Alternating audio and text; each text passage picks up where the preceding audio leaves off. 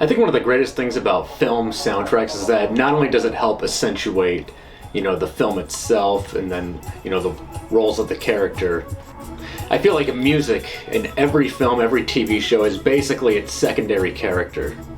Starting with an honorable mention, I wanted to talk about even just the TV show Miami Vice, just because I have this cassette tape right here. Not only was Michael Mann revolutionary in the way he had visual appeal with film or TV shows, also just the music in Miami Vice as a whole, it just makes it just added to the appeal of the visuals and the fashion as well. I mean, like, for example, in season 1 when it plays Phil Collins in the Air Tonight in episode 1 of season 1. Well, you told me you were drowning. And then I can't remember the name of the episode, but I know Bruce Willis makes an appearance. But they play the song I Don't Care by Phil Collins, and oh my god, that's the first time I ever heard that song too. And it's just one of those things where it's like, it could not even be that good. It could be like cheesy, which Miami Vice is essentially a cheesy TV show looking back in retrospect, but the song will just make it that much more epic and memorable. I mean,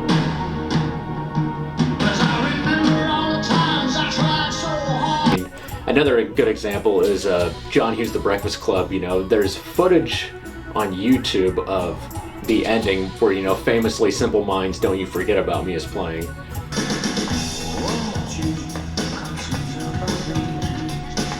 But when you watch it without the music, it's amazing how flat it seems and how, like, it kind of lacks all the emotion that the song will bring.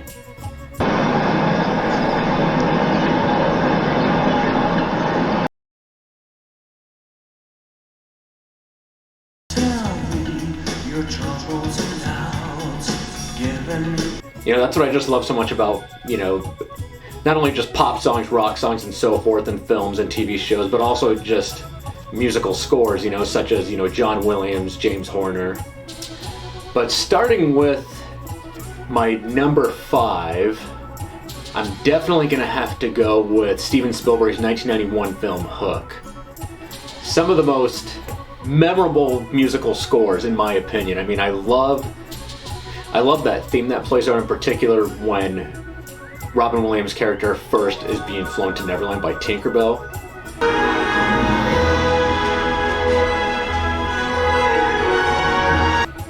But then I also love the hypnotic Mermaid's Lagoon, or I think it's called like Mermaid Memories. I can't remember the exact name of the song, but just the song that plays as the mermaids are saving him and bringing him back to the surface.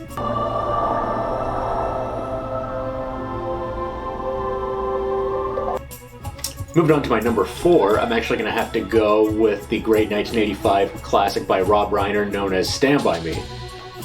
The film has a great variety of pop tracks from the 1950s just to further accentuate the fact that it's essentially a period piece. In particular, the song Rockin' Robin when it shows the treehouse in the beginning.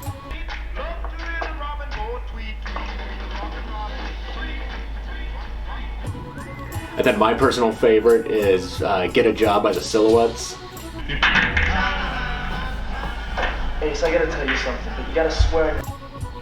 And I just love that scene of Kiefer Sutherland's character shooting pool. I mean, to me it seems like when he's making that shot, like his cigarette kicked in, he's on his 3rd beer, he's just feeling invincible, he's in that groove that you get in sometimes when you play pool where it just almost feels like you can't even miss it.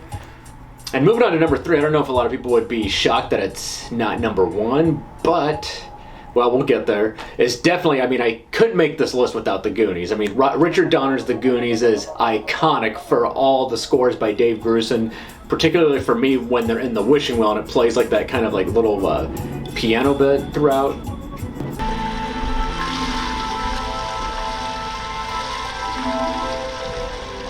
It gives me goosebumps every time. I've always been a great fan as well, of course, in that opening scene when the Fratellis get in that police chase.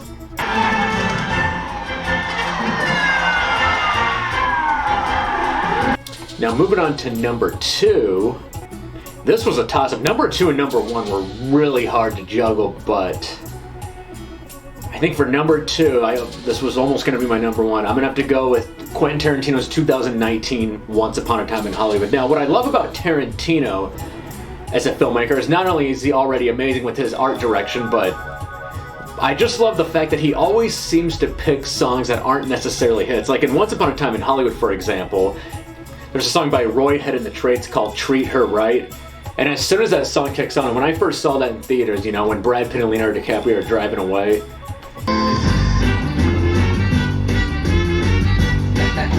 it blew my mind because I'm just like, one, I don't know how I've never heard of this song. Two, I just knew immediately, I'm like, okay, this is going to be one of Tarantino's masterpiece films aside from, you know, Jackie Brown, Pulp Fiction, and so forth. And to me, one of the greatest parts in the movie, I mean, there's so many, but it's just the music and how it's just such a raw scene, but it's just so impactful. The part where Brad Pitt's character, Cliff Booth, drives away in that blue Carmagia, and then first you start off with Billy Stewart's Summertime.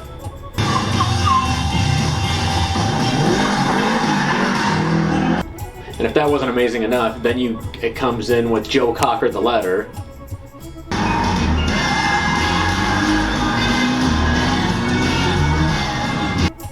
Then you have the epic track Ramblin' Gambleman by Bob Seger and the Silver Bullet Band.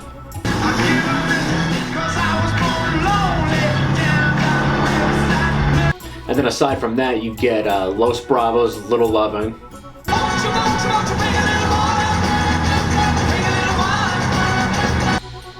And then I just get chills every time I hear Jose Feliciano's California Dreamin' towards the end of the film.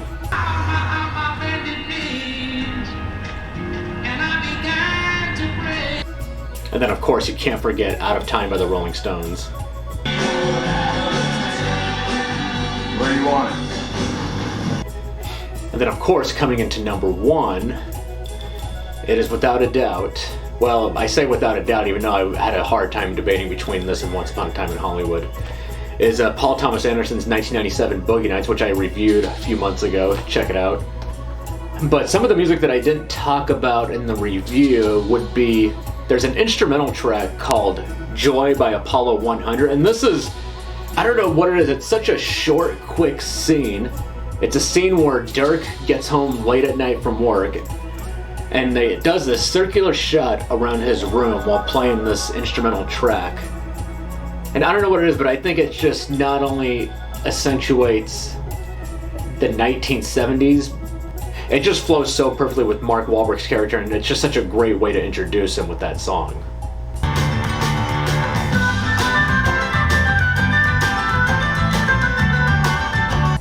Now coming into some honorable mentions, before I wanted to shout out to the Martin Scorsese film After Hours. In my opinion, I think it's his best film. I mean, I know a lot of people might think like, oh no, it's Goodfellas or it's Taxi Driver. I mean, like Taxi Driver's phenomenal, but there's just something about After Hours with the grittiness of it. Like, and I think the soundtrack has a lot to do with it because once again, you know, similar to Tarantino, he picks a lot of like hit songs, I would say, without like hit songs that are kind of more hidden gems, if you will. For example, when he first walks into the bar, that plays the song called You're Mine.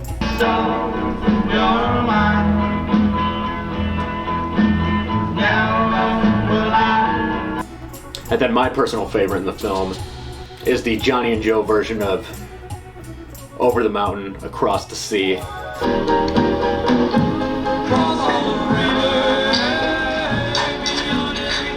As the two lovers do shots of Jack Daniel's whiskey, which is essentially, to me, major bar porn and liquor porn. Another honorable mention I wanted to make a shout out to is the 1997 film by Jonathan Mostow known as Breakdown. It stars Kurt Russell, Kathleen Quinlan. This movie already on its own is underrated, but one of the many underrated things about it is the soundtrack. I mean, the score was done by Basil Poledouris, famously known for doing the score to RoboCop, among many other films.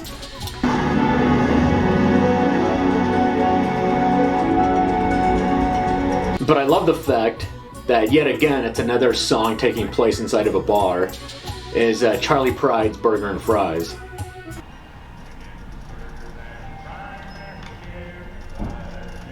It just does such a great job of setting the scene of that like desolate desert small town kind of life.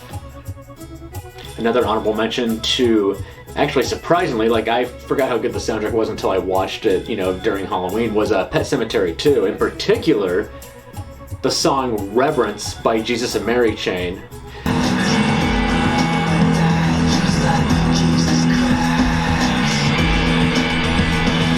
But aside from that, there's another song, even though it happens in a very sad part of the film, is Jan King, Fading Away. The only place I found this song was YouTube.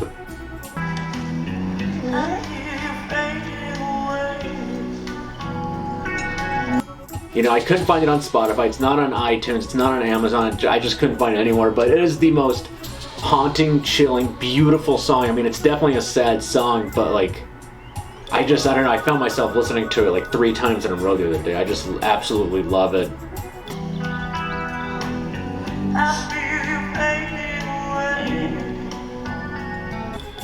And I think Pet Sematary 2 in general is just completely underrated as a horror film. And last but definitely not least, The Wedding Singer. I mean, I remember, you know, I think I talked about it. The first movie I actually reviewed on this channel was The Wedding Singer with my great friend Jessica. Shout out to the Great Tiger. But I mean, yeah, when it comes to The Wedding Singer, I mean, I think I said it in the review, but that review came out so long ago. I just remember rewinding the part where they're in the nightclub and it plays a party mix of Private Idaho by the B-52s.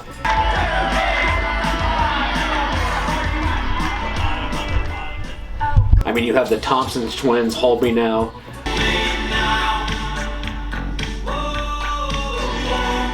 Better than that is Bruce Springsteen's Hungry Heart.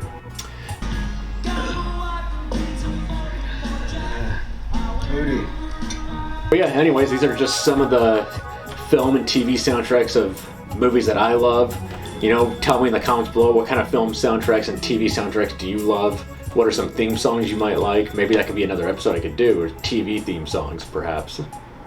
Anyways, thanks for watching. Hit the like and subscribe button, and until next time.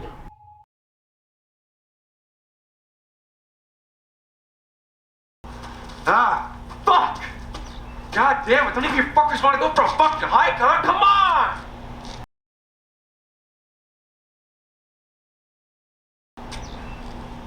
Ah!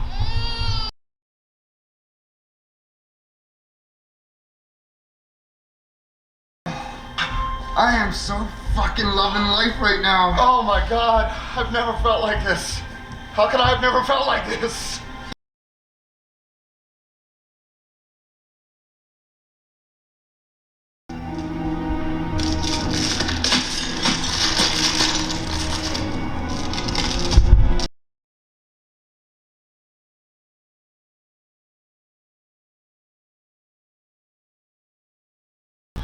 I gotta go.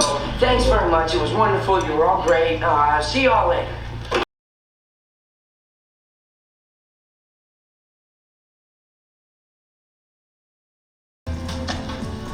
Too bad. That's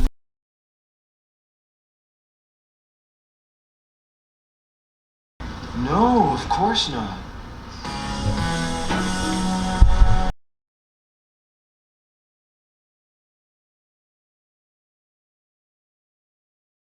I think we should go now. Cool.